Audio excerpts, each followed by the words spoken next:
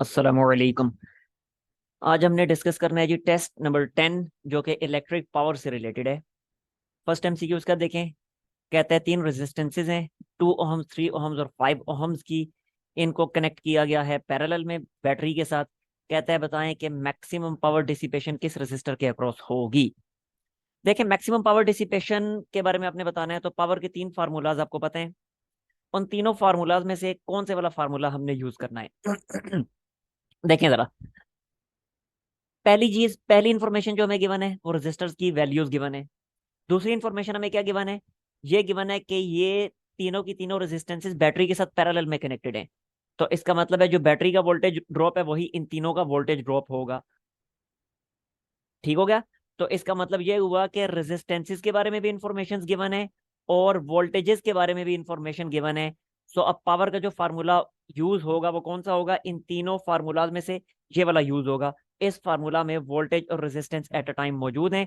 So according to this formula power is inversely proportional to resistance. ठीक हो गया। अब आप लोगों ने कहना है कि पावर वोल्टेज की भी तो डायरेक्टली प्रोपोर्शनल है। तो जी बिल्कुल है, लेकिन इस केस में क्योंकि तीनों के तीनों रेजिस्टर्स पैरेलल में कनेक्टेड हैं तो वोल्टेज ड्रॉप तो तीनों का सेम हो गया। तो फिर पावर डिसिपेशन वोल्टेज की बेस पे तो डिसाइड नहीं हो सकती। तो किसकी बेस पे डिसाइड होगी फिर, रेजिस्टेंस की बेस पे, क्योंकि रेजिस्टर्स की वैल्यूज तीनों की डिफरेंट हैं। आई समझ। सो हमने क्या दिया, यहां से बिल्कुल क्लियर है कि पावर जो है रेजिस्टर के इनवर्सली प्रोपोर्शनल है। अब जिस रेजिस्टेंस की वैल्यू सबसे कम होगी उसकी पावर डिसिपेशन मैक्सिमम होगी। सो करेक्ट आंसर क्या बना, देखें जरा, कौन सी रेजिस्टेंस सबसे कम है। तो सबसे कम रेजिस्टेंस है 2 ओहम की। सो 2 ओहम के रेजिस्टर के अक्रॉस पावर डिसिपेशन मैक्सिमम होगा। सो करेक्ट आंसर इज ऑप्शन ए। ठीक हो गया जी। ओके, सेकंड एमसीक्यू की तरफ आते हैं। सेकंड एमसीक्यू देखें। अगेन यही तीनों रेजिस्टर्स हैं, but this time these resistances are connected in series. तो अब सीरीज में क्या चीज होती है, सीरीज में करंट सेम होता है। सीरीज में करंट सेम होता है। तो देखें, एक इंफॉर्मेशन करंट के बारे में दे दी गई और दूसरी इंफॉर्मेशन क्या है, रेजिस्टर की वैल्यूज। तो अब again maximum power dissipation find करनी है।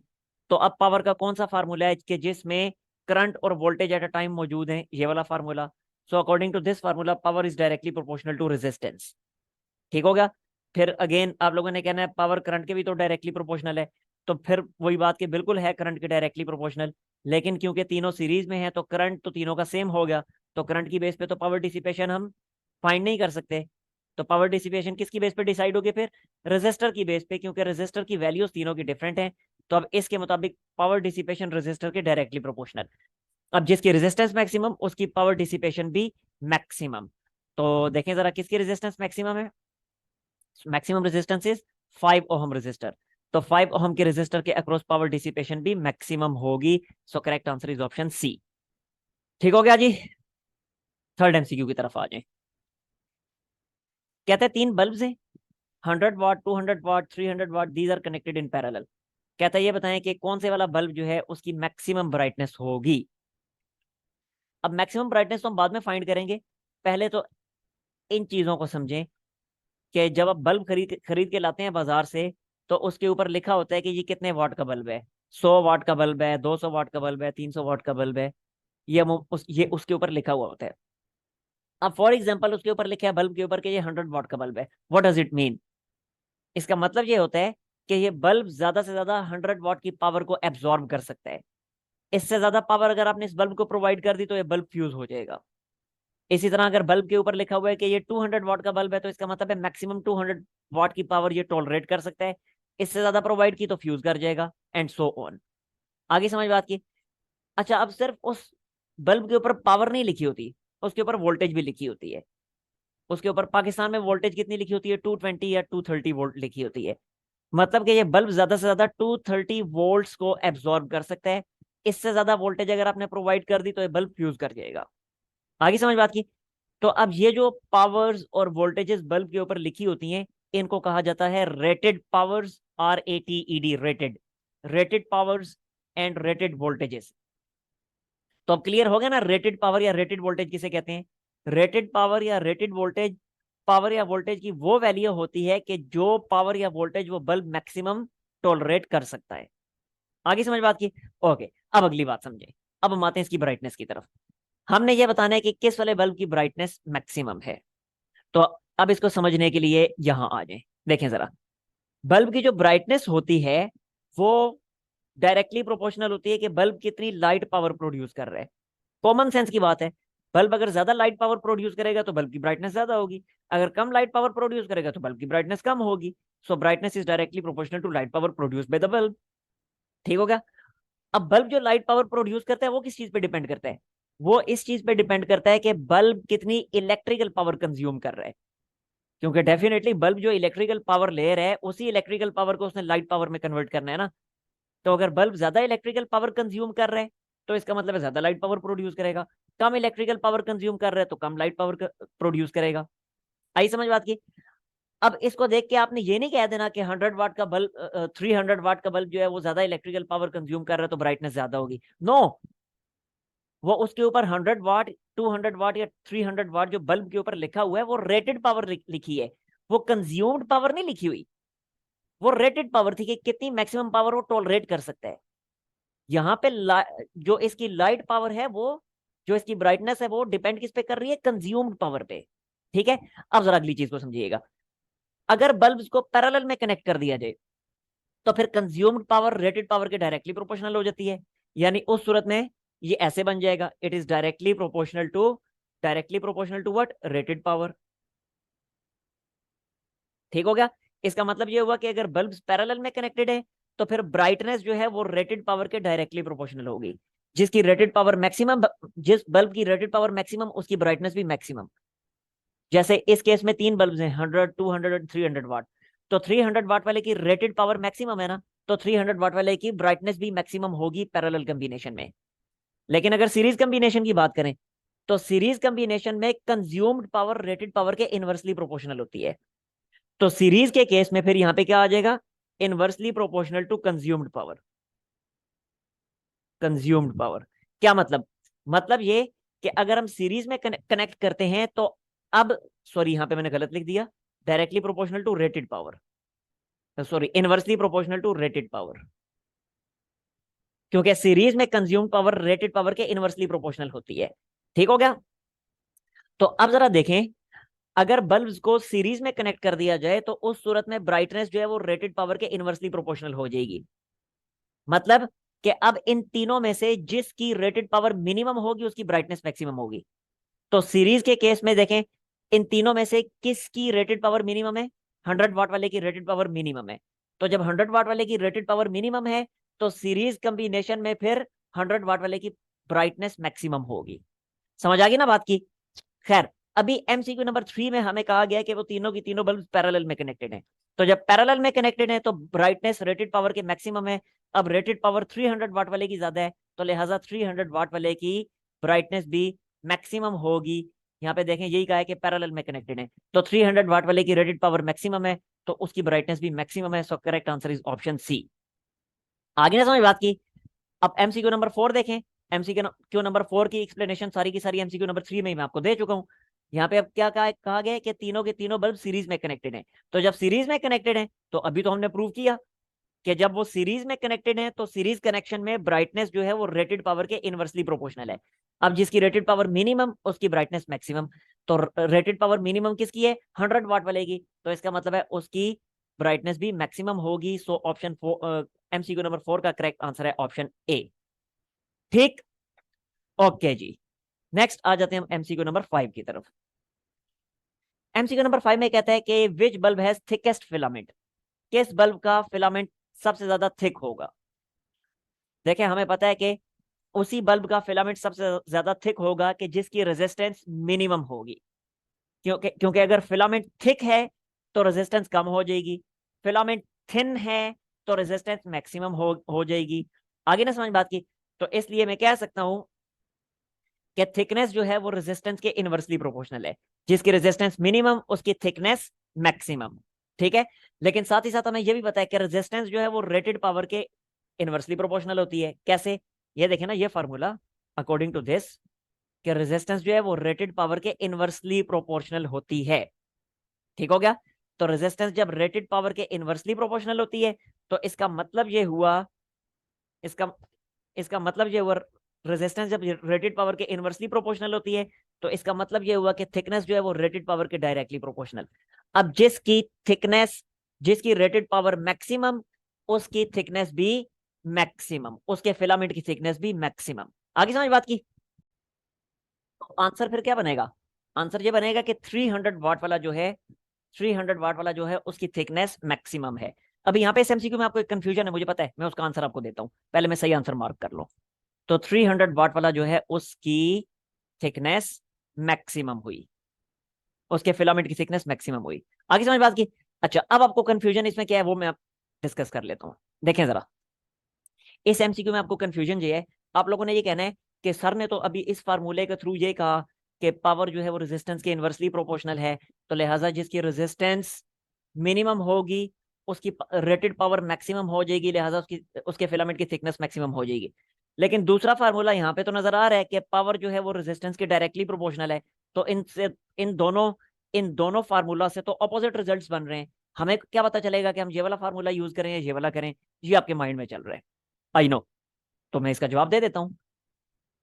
इसका जवाब देने के लिए आपसे मैं सवाल पूछता हूं, मुझे ये बताएं कि घर की जो वायरिंग होती है, घर की जो वायरिंग होती है वो कैसे होती है? सीरीज में होती है, पैरेलल में होती है? घर की वायरिंग कैसे होती है? सीरीज में होती है, पैरेलल में होती है? पैरेलल में होती है ना, सीरीज में तो नहीं होती। ये तो हमें पता है, क्योंकि सीरीज में वोल्टेज सेम नहीं होगी फिर, इसलिए सीरीज में वायरिंग नहीं की जाती। घरों की वायरिंग पैरेलल में की जाती है। अच्छा, जब घरों की वायरिंग पैरेलल में की जाती है, तो ये जो बल्ब डिजाइन किए जाते हैं, जो मार्केट से बल्ब खरीद के लाते हैं, डेफिनेटली घरों में लगाने के लिए ही होते हैं ना। तो जब घरों में लगाने के लिए ये बल्ब हैं, और और घर की वायरिंग जो है वो पैरेलल कॉम्बिनेशन में की जाती है, तो इसका मतलब है कि आपने इन बल्ब्स को रखना है पैरेलल में। तो जब आपने इन बल्ब्स को पैरेलल में रखना है तो फिर वोल्टेज ड्रॉप तो सेम हो जाएगा। तो जब वोल्टेज ड्रॉप सेम हो जाएगा तो फिर यही वाला फार्मूला यूज करेंगे ना पावर का। अब आगे ना समझ बात की? इसलिए मैंने इस फार्मूला के थ्रू आप लोगों को समझाया है। अगर घरों की वायरिंग सीरीज में की जाती तो फिर मैं आपको बताता, इस फार्मूला के थ्रू मैं आपको समझाता, क्योंकि उस सूरत में फिर बल्ब भी सीरीज कॉम्बिनेशन को मद्देनजर रखते हुए बनाए जाते।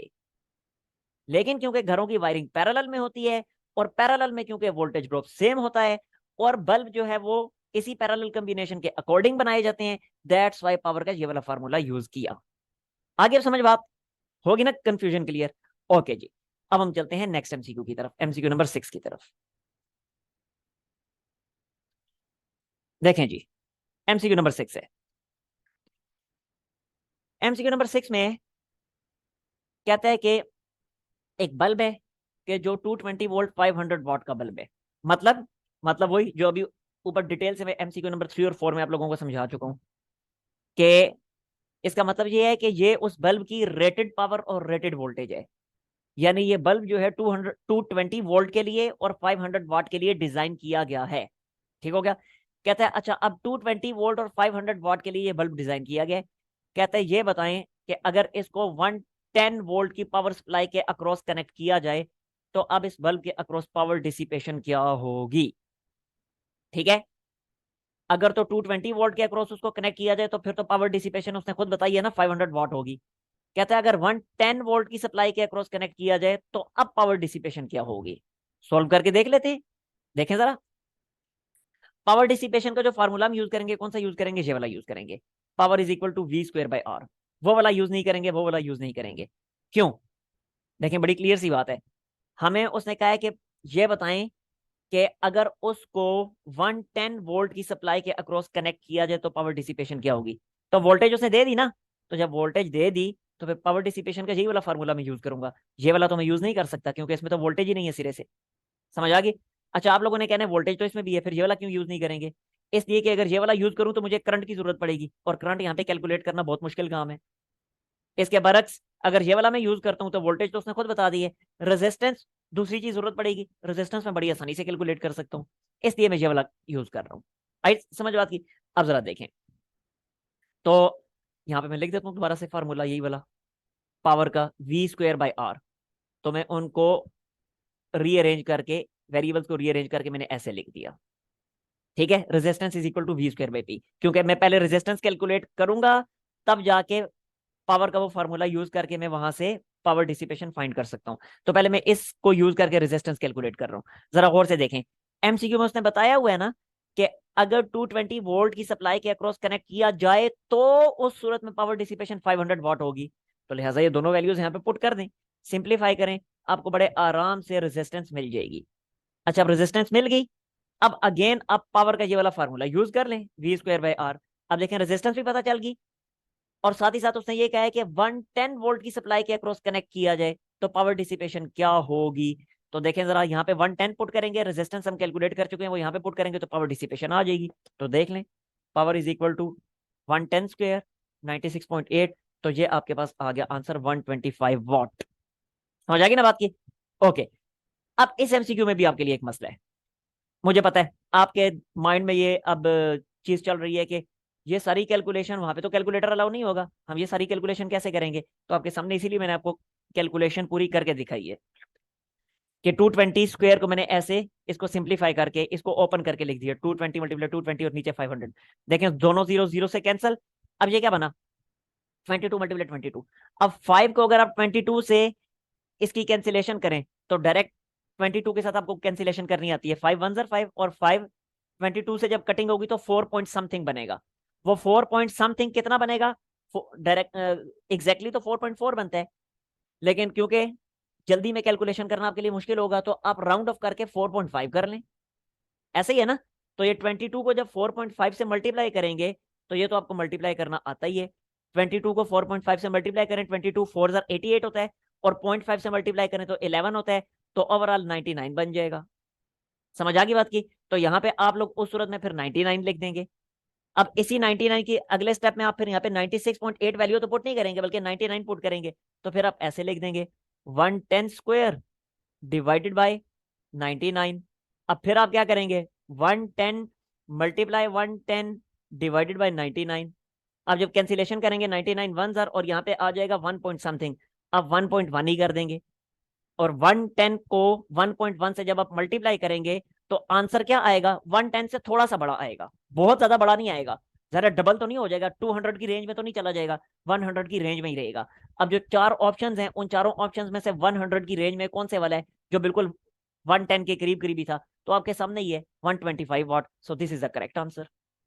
आई समझ? तो इस तरीके से गैस लगा के आप वहां पे फिर कर सकेंगे सिंप्लीफाई। क्लियर होगी ना ये चीज?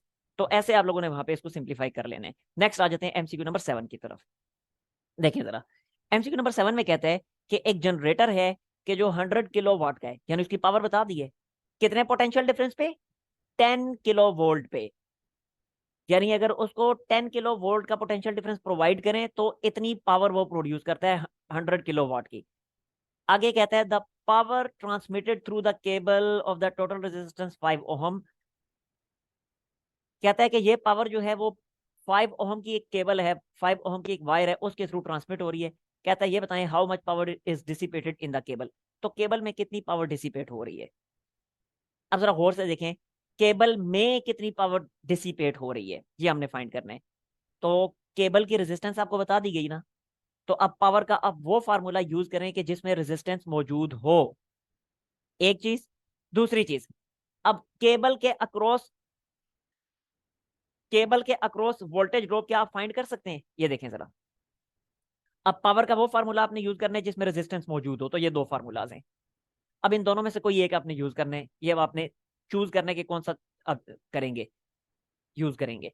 तो मुझे बताएं कि केबल के अक्रॉस आपने पावर डिसिपेशन फाइंड करना है, तो केबल की रेजिस्टेंस होनी चाहिए और वोल्टेज ड्रॉप भी केबल का होना चाहिए। क्या इस केस में केबल के अक्रॉस वोल्टेज ड्रॉप आप फाइंड कर सकते हैं? नहीं कर सकते। अलबत्ता अगर ये वाला फार्मूला यूज करें तो केबल की रेजिस्टेंस जरूरत पड़ेगी और केबल में से फ्लो करने वाला करंट जरूरत पड़ेगा। तो केबल का करंट आप फाइंड कर सकते हैं? बिल्कुल कर सकते हैं। कैसे करेंगे? जाहिर सी बात है, जो करंट उसने जनरेटर ने प्रोड्यूस किया है वही केबल में से फ्लो करेगा। ऐसा ही है, तो जनरेटर ने कितना करंट प्रोड्यूस किया वो फाइंड कर लें, वही करंट केबल में से फ्लो करेगा। केबल की रेजिस्टेंस आपको पता है, तो इस फार्मूला को यूज करके आप पावर डिसिपेशन फाइंड कर सकते हैं। ठीक है, अब जरा देखें, अब मैं यहाँ पे वो करंट फाइंड कर रहा हूं जो जनरेटर ने प्रोड्यूस किया। तो देखें जनरेटर कितनी पावर का है और जनरेटर कितनी वोल्टेज का है, दोनों चीजें हमें पता है ना। तो पावर का ये वाला फार्मूला यूज करें, यहां से करंट को सेपरेट करें, तो आपको बड़ी आसानी से करंट मिल जाएगा जो कि 10 एम्पियर्स है। करंट मिल गया, यही करंट केबल में से फ्लो कर रहा है, तो अब केबल की पावर डिसिपेशन फाइंड कर लें। तो पावर डिसिपेशन केबल की क्या है, जितना करंट उसमें से फ्लो कर रहा है मल्टीप्लाई जितनी उसकी रेजिस्टेंस है। करंट आप फाइंड कर चुके हैं कि कितना करंट उसमें से फ्लो करेगा, 10 एम्पेयर्स का। इसको केबल की रेजिस्टेंस से मल्टीप्लाई कर दें तो आंसर आ गया 500 वाट। तो इसका मतलब है 500 वाट की पावर केबल के अक्रॉस डिसिपेट हो रही है, वेस्ट हो रही है। सो करेक्ट आंसर क्या बना? Correct answer is option C. आगे समझ बात की? ओके जी, नेक्स्ट चलते हैं हम एमसीक्यू नंबर 8 की तरफ। एमसीक्यू नंबर 8 देखें, कहते हैं the power of two electric bulbs are 100 watt and 200 watt. दो बल्ब्स हैं, उन दोनों की पावर्स बताइए, 100 वाट 200 वाट। क्या मतलब, कौन सी पावर है ये? रेटेड पावर, यानी कितनी मैक्सिमम पावर वो एब्सॉर्ब कर सकता है, टॉलरेट कर सकता है। ठीक हो गया? अच्छा, एक 100 वाट का बल्ब है, 200 वाट का बल्ब है। कहते हैं इन दोनों को कनेक्ट किया गया 220 वोल्ट की पावर सप्लाई के अक्रॉस। अच्छा, और डेफिनेटली पैरेलल में कनेक्ट किया जाएगा। अच्छा, जब 220 वोल्ट की सप्लाई के अक्रॉस इनको कनेक्ट किया जा रहा है पैरेलल में, तो इसका मतलब है दोनों के लिए वोल्टेज तो 220 वोल्ट होगी, तो वोल्टेज तो सेम होगी। कहता है आप इनकी रेजिस्टेंसेस की रेशियोज फाइंड करें। अब जरा देखें, पावर्स गिवन है इनकी, वोल्टेजेस गिवन है इनकी, रेजिस्टेंस आपको कैलकुलेट करने का कहा जा रहा है। और तो भाई पावर का कौन सा फार्मूला है कि जिसमें पावर तो मौजूद डेफिनेटली हो ही हो, साथ में वोल्टेज भी मौजूद हो और साथ में रेजिस्टेंस भी मौजूद हो। तो वो फार्मूला है पावर का V square divided by R. आई समझ? तो इसी फार्मूला को यूज करके हम इनकी रेजिस्टेंसेस की रेशियो फाइंड कर लेंगे। तो ये वाला फार्मूला है पावर का formula V square by R. तो उस फार्मूला के थ्रू रेजिस्टेंस क्या बनेगी? V square by P. अब जरा देखें, अब इनकी वोल्टेजेस तो हो गई सेम, तो इसका मतलब यह हुआ कि रेजिस्टेंस पावर के इनवर्सली प्रोपोर्शनल हुई। फिर ऐसा ही है ना? अब रेजिस्टेंस की रेशो फाइंड करनी है तो काम आसान हो गया। तो देखें जरा, रेजिस्टेंस की रेशो कैलकुलेट करना अब कोई मसला नहीं है। रेजिस्टेंस क्योंकि पावर के इनवर्सली प्रोपोर्शनल है, तो R1 फिर P1 के इनवर्सली प्रोपोर्शनल होगी, R2 जो है वो P2 के इनवर्सली प्रोपोर्शनल होगी। ये इनकी रेशो आ गई R1/R2। अब इनकी वैल्यूज पुट कर दें, तो P2 पावर बताइए 200 वाट, P1 पावर बताइए 100 वाट, कैंसिलेशन करें, आंसर आ गया 2:1। सो करेक्ट आंसर क्या बना? Correct answer is 2:1। Correct answer is option B. आगे समझ बात की? ओके जी, नेक्स्ट आते हैं हम एमसीक्यू नंबर 11 की तरफ, सॉरी एमसीक्यू नंबर 9 की तरफ। देखें जी एमसीक्यू नंबर 9 क्या है। एमसीक्यू नंबर 9 में वो कहता है कि एक रेजिस्टर है और वो पावर पी डिसिपेट करती है जब उसको किसी पावर सप्लाई में कनेक्ट किया जाता है, when connected to a power supply. कहते हैं अगर एक दूसरी रेजिस्टर एस, उसको इसी रेजिस्टेंस आर के साथ सीरीज में लगा दिया जाए, तो बताएं इस रेजिस्टेंस आर के अक्रॉस जो पावर डिसिपेशन हो रही थी उस पर क्या फर्क पड़ेगा? आर के अक्रॉस पावर डिसिपेशन इंक्रीज करेगी, डिक्रीज करेगी, सेम रहेगी, या रैंडम बिहेवियर होगा, कभी कम कभी ज्यादा? किस तरह का बिहेवियर होगा? देखें जरा इसको, ये देखें, ये डायग्राम की मदद से इसको समझे। ये रेजिस्टेंस आर थी, इसको एक पावर सप्लाई के साथ कनेक्ट किया गया था, तो ये पावर डिसिपेट कर रही थी पी आई, इनिशियल पावर, इतनी पावर वो डिसिपेट कर रही थी। कहता है अब इसी रेजिस्टेंस आर के साथ सीरीज में एक दूसरी रेजिस्टेंस एस भी लगा दी गई है, तो कहता है बताएं इस आर के अक्रॉस जो पावर डिसिपेशन हो रही थी उस पर क्या फर्क पड़ेगा? आर के अक्रॉस पावर डिसिपेशन इंक्रीज कर जाएगी, डिक्रीज कर जाएगी, या सेम रहेगी? ये हमने बताना है। तो देखें बहुत आसान, क्या हमने इस पूरे एक्सपेरिमेंट के दौरान पावर सप्लाई के साथ कोई छेड़खानी की? नहीं, वही पावर सप्लाई लगी हुई है। यही उसने कहा था ना, उसी पावर सप्लाई के साथ एक दूसरी रेजिस्टेंस एस सीरीज में आर के साथ कनेक्ट कर दें, तो भाई पावर सप्लाई के साथ तो कोई छेड़खानी नहीं की, तो वोल्टेज ड्रॉप तो सेम हो गया। एक इंफॉर्मेशन मिल गई वोल्टेज ड्रॉप के बारे में। ओके, दूसरी इंफॉर्मेशन क्या है? दूसरी इंफॉर्मेशन रेजिस्टेंसेस के बारे में है। तो फिर पावर का कौन सा वाला फार्मूला है जो हमें यहाँ पे हेल्प देगा? ये वाला फार्मूला V²/R। आगे समझ बात की? अब जरा देखें, इस फार्मूला के मुताबिक इनिशियल पावर क्या होगी? इनिशियल पावर ये होगी V² divided by R², sorry divided by R। Final power dissipation क्या होगी? यानी इस केस में पावर डिसिपेशन अब क्या होगी? अब इस केस में जो पावर डिसिपेशन होगी वो क्या होगी? अगेन V², क्योंकि वोल्टेज ड्रॉप तो अभी भी सेम है, लेकिन रेजिस्टेंस अब क्या होगी? अब रेजिस्टेंस इन दोनों का सम, क्योंकि ये सीरीज में है, तो रेजिस्टेंस इन दोनों का सम, तो नीचे आ जाएगा R+S। अब बिल्कुल क्लियर है, अब बिल्कुल क्लियर है कौन सी वाली पावर मैक्सिमम है, इनिशियल पावर या फाइनल पावर?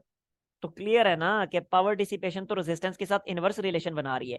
इस केस में रेजिस्टेंस ज्यादा हो चुकी है, सो इस केस में पावर डिसिपेशन कम हो चुकी होगी, लिहाजा फाइनल पावर डिसिपेशन कम है, so final power dissipation is less than initial power dissipation. इसका मतलब है इस केस में पावर डिसिपेशन ज्यादा थी। तो जब इस केस में पावर डिसिपेशन ज्यादा थी और इसके साथ सीरीज में एस लगाने से पावर जो है वो सीरीज में एस लगाने से पावर क्या हो चुकी है, रिड्यूस हो चुकी है। तो लिहाजा एस को आर के साथ सीरीज में लगाने से पावर रिड्यूस होगी, पावर डिक्रीजेस। सो करेक्ट आंसर क्या बना, करेक्ट आंसर जो बना वो बना ऑप्शन बी। ठीक हो गया, आगे समझ बात की। ओके जी, नेक्स्ट आ जाते हैं हम एमसीक्यू नंबर 10 की तरफ। एमसीक्यू नंबर 10 देखें, अगेन सेम एक्सपेरिमेंट है, लेकिन इस मर्तबा जो दूसरी रेजिस्टेंस एस है उसको आर के साथ पैरेलल में कनेक्ट किया जा रहा है। कहता है बताएं अब आर के अक्रॉस पावर डिसिपेशन पे क्या फर्क पड़ेगा, इंक्रीज डिक्रीज रिमेन सेम या रैंडम बिहेवियर। देखें जरा स्टेटमेंट पढ़ें। कहता है power consumed of a bulb when another bulb is connected to it in parallel क्या होगी, increase decrease remain same what.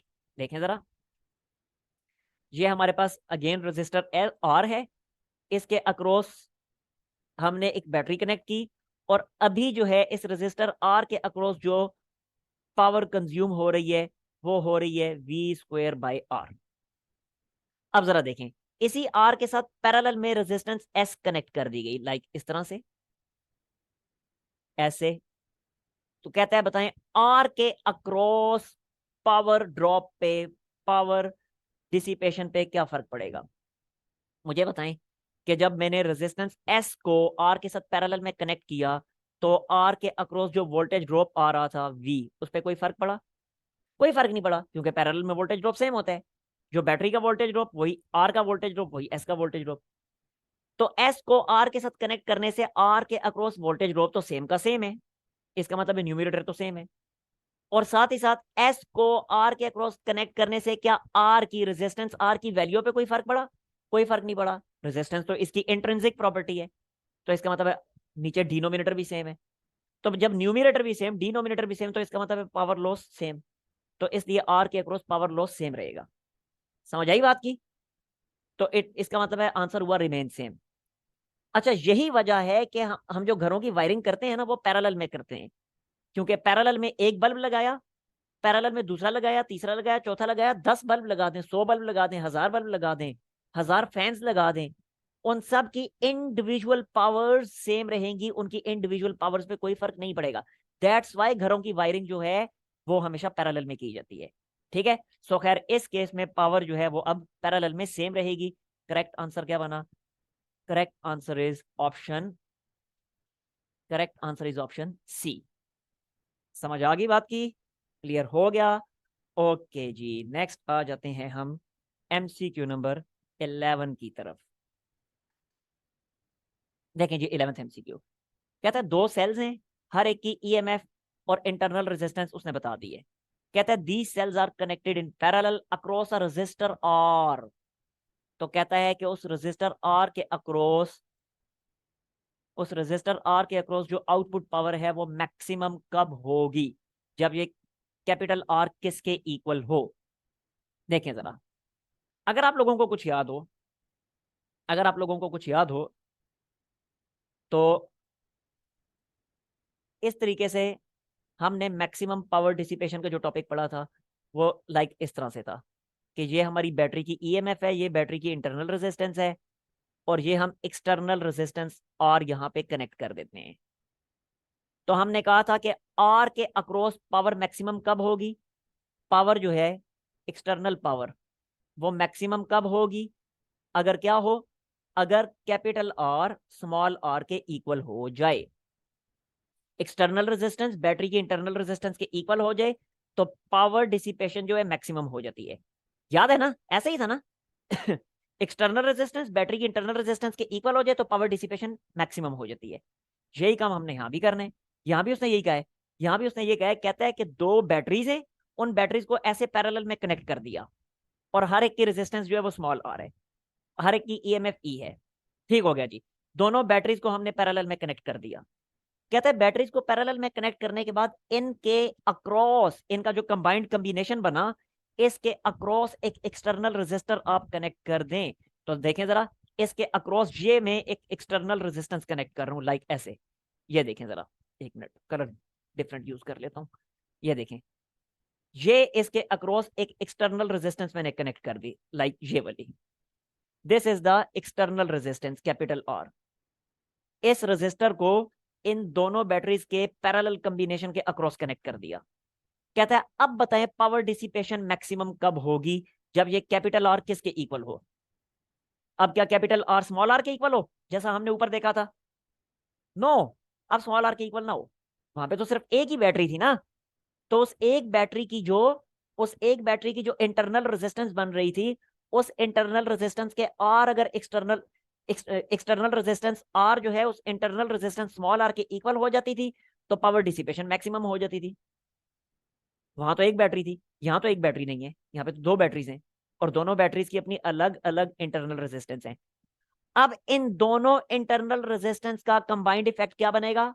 क्योंकि ये पैरेलल में कनेक्टेड है, तो इन दोनों इंटरनल रेजिस्टेंस का कंबाइंड इफेक्ट क्या बनेगा? देखें जरा, यहाँ पे मैं लिखता हूं इंटरनल रेजिस्टेंस, इनका कंबाइंड इफेक्ट क्या बनेगा? इनका कंबाइंड इफेक्ट ये बनेगा R/2। पैरेलल कॉम्बिनेशन का फार्मूला, पैरेलल कॉम्बिनेशन का आइडेंटिकल वाला फार्मूला, आइडेंटिकल में हो तो यही फार्मूला बनेगा ना, कि दोनों जो आइडेंटिकल रेजिस्टेंस हैं उनको नंबर ऑफ रेजिस्टेंस से डिवाइड कर दें। अगर फॉर एग्जांपल 3 रेजिस्टेंस होती आइडेंटिकल, तो R/3 हो जाता। अगर 4 रेजिस्टेंस होती तो R/4 हो जाता, अप टू सो ऑन। सिखाया हुआ पिछले टेस्ट मैंने आपको, ठीक है? तो खैर, अब इंटरनल रेजिस्टेंस कितनी बनी? R/2। तो लिहाजा अब अगर पावर डिसिपेशन मैक्सिमम होनी है तो इस कैपिटल आर को किसके इक्वल होना चाहिए? R/2 के इक्वल होना चाहिए, क्योंकि अब total equivalent internal resistance small R/2 बनी, तो अब एक्सटर्नल रेजिस्टेंस को इस इंटरनल रेजिस्टेंस के इक्वल होना चाहिए। So capital R should be equal to small R/2। So correct answer क्या बना? Correct answer is option A. आगे ना समझ बात की? ओके जी, नेक्स्ट आ जाते हैं हम एमसीक्यू नंबर 12 की तरफ। एमसीक्यू नंबर 12 देखें। कहते हैं कि एक वोल्टेज है, if voltage across a bulb is dropped by 20%, bulb के अक्रॉस जो वोल्टेज थी उसको 20% ड्रॉप कर दिया गया है। कहता है ये बताएं कि उस बल्ब के अक्रॉस जो पावर डिसिपेट हो रही थी उसमें कितना डिक्रीज आएगा। तो देखें जरा, सिंप्लीफाई करके देखते हैं। अच्छा, इस तरह के बहुत सारे एमसीक्यूज बनते हैं। ये पावर, और ये तो पावर और वोल्टेज से रिलेटेड है। ये इसी तरह फर्स्ट ईयर की फिजिक्स में भी बहुत सारे हैं कि अगर मोमेंटम में इतने परसेंट डिक्रीज आए तो काइनेटिक एनर्जी में कितने परसेंट आएगा, काइनेटिक एनर्जी में इतने परसेंट इंक्रीज आए तो मोमेंटम में कितने परसेंट इंक्रीज आएगा। आई समझ बात की? फोर्स में इतने परसेंट इंक्रीज आए तो एक्सेलरेशन में कितने परसेंट आएगा, अप टू सो ऑन। इस तरह के बहुत सारे बन सकते हैं। उन सब के लिए यही ट्रिक है जो मैं अभी आपको इस एमसीक्यू में सिखाने वाला हूं। ये ट्रिक अगर आप यहां सीख लेते हैं तो परसेंट से रिलेटेड जहां जहां एमसीक्यूज आपके सामने आएगा ना, भले वो पावर और वोल्टेज से रिलेटेड ना हो, किसी से भी रिलेटेड हो, अगर आपको जो चीज आपसे पूछी है उसका फॉर्मूला पता है, तो आप बड़ी आसानी से ये ट्रिक अप्लाई करके आप फाइंड कर सकते हैं कि एक क्वांटिटी में इतने परसेंट इंक्रीज या डिक्रीज आया तो दूसरी क्वांटिटी में कितने परसेंट इंक्रीज या डिक्रीज आने वाला है। कोई मुश्किल काम आपके लिए नहीं रहेगा। आई समझ बात की? अब जरा देखें, ये ट्रिक मैं आपको सिखा रहा हूं, तो देखें जरा, देखें जी। अब हमें क्या बताया गया है? हमें ये बताया गया कि वोल्टेज में 20% डिक्रीज आया है। आपने क्या करना है? आपने ये बताना है कि पावर में कितना डिक्रीज आएगा, कितने परसेंट डिक्रीज आएगा। तो ये बेसिक फार्मूला आपके सामने कि परसेंट डिक्रीज इन पावर क्या होगा? Percent decrease in power will be equal to original power minus new power divided by original power multiplied by 100, क्योंकि परसेंट फाइंड करना तो 100 से मल्टीप्लाई किया जाता है। ये आ जाएगा परसेंट डिक्रीज इन पावर। अच्छा, अगर आता परसेंट इंक्रीज, तो परसेंट इंक्रीज कैसे फाइंड करते? ये उल्टा हो जाता, फिर होता new power minus original power divided by original power multiplied by 100, आगे वैसे ही होता। आगे ना समझ बात की? ये बेसिक फार्मूला है, फार्मूला समझ आ गया? अब आपके लिए कोई मसला नहीं इसको सॉल्व करना। देखें, ओरिजिनल पावर तो आपको पता ही है, ओरिजिनल पावर का फार्मूला आपको पता है, V²/R। New power P dash, वो अलबत्ता आपको फाइंड करनी पड़ेगी, और यहाँ पे पुट करेंगे तो आपको परसेंट डिक्रीज इन पावर मिल जाएगा। तो देखें जरा, न्यू पावर की अगर मैं बात करूं तो न्यू पावर फिर क्या होगी? New power will be equal to new voltage का स्क्वायर डिवाइडेड बाय रेजिस्टेंस तो होती ही कांस्टेंट है, आर ऐसे ही आ जाएगा। अब जरा देखें न्यू वोल्टेज क्या होगी, ये आप फाइंड कर लें अलग से। न्यू वोल्टेज क्या होगी, तो न्यू वोल्टेज फिर ये होगी ना, न्यू वोल्टेज फिर ये होगी, ये देखिएगा जरा वी डैश, ये होगी न्यू वोल्टेज के पुरानी वोल्टेज से, ओरिजिनल वोल्टेज से आप सब्ट्रैक्ट कर दें चेंज इन वोल्टेज को, तो आपको न्यू वोल्टेज मिल जाएगी। अब चेंज इन वोल्टेज कितना आया है वो उसने खुद ही हमें बता दिए, उसने कहा 20% चेंज आया है वोल्टेज में। वोल्टेज में अगर चेंज 20% आया है तो डेल्टा वी की जगह में क्या लिखूंगा, 20%, 20% ऑफ वी। अब फर्दर अगर सिंप्लीफाई करें तो क्या बनेगा, ये बनेगा वी माइनस 20% ऑफ वी क्या होगा, 0.2 ऑफ वी, ऐसा ही है। और ये फर्दर क्या बन जाएगा, ये बन जाएगा 0.8 ऑफ वी। ठीक है, अब ये स्टेप शायद आपको कंफ्यूज कर रहा हो, 20% ऑफ वी की जगह मैंने 0.2 वी कैसे लिख दिया, तो भाई ऐसे लिख दिया, वही सिंपल मैथमेटिक्स है जो छोटी क्लासों से आप सीख रहे हैं। 20% का मतलब क्या होता है, 20/100, और आगे मल्टीप्लाइड बाय वी, ऐसे ही। अब इसको डिवाइड करें तो 0.2 वी बनता है ना, तो वही तो मैंने लिखा था, आई समझ। तो खैर ये न्यू वोल्टेज हमारे पास कितनी आई, 0.8 वी। तो अगले स्टेप में मैं क्या लिखूंगा, न्यू वोल्टेज की जगह मैं इसकी वैल्यू पुट कर दूंगा, तो ये मैंने लिख दिया 0.8 वी, और बाहर वाला स्क्वायर अपनी जगह पे मौजूद, रेजिस्टेंस आर अपनी जगह पे मौजूद, आई समझ। अब अगर इसको फर्दर सिंप्लीफाई करें तो क्या बनेगा, ये बन जाएगा 0.64, 0.8 का square 0.64, V square divided by R. Square लेना तो आता ही होगा ना, 8 का स्क्वायर 64 हो जाएगा, तो 0.8 का स्क्वायर 0.64 हो जाएगा, तो ये बन गया 0.64 of V square by R. अब जरा देखें वी स्क्वायर बाय आर किसके इक्वल था, ओरिजिनल पावर के इक्वल था, तो वी स्क्वायर बाय आर की जगह आप अगले स्टेप में क्या लिख देंगे, वी स्क्वायर बाय आर की जगह आप क्या लिख देंगे, ओरिजिनल पावर लिख देंगे। तो ले भाई पी डैश किसके इक्वल आ गई, 0.64 टाइम्स ऑफ ओरिजिनल पावर, आगे समझ। अब वैल्यूज पुट कर दें, अब तो मसला ही हल हो गया।